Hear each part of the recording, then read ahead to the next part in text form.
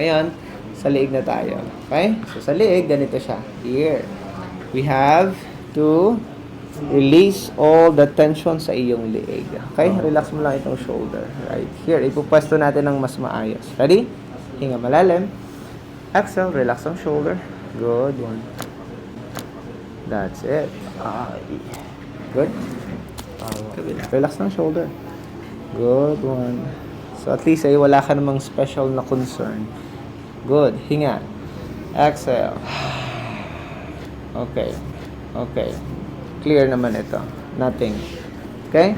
Next is a decompression for your cervical spine. Up. Good. Down. Down, down, down.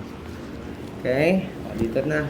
Ang gagawin natin ay hindi sobrang hatak. Ano? Hindi natin ginagawa yun. Baba na yung baba ito. Yan. Kamay sa tiyan. Yun. So, i-inhale ka lang.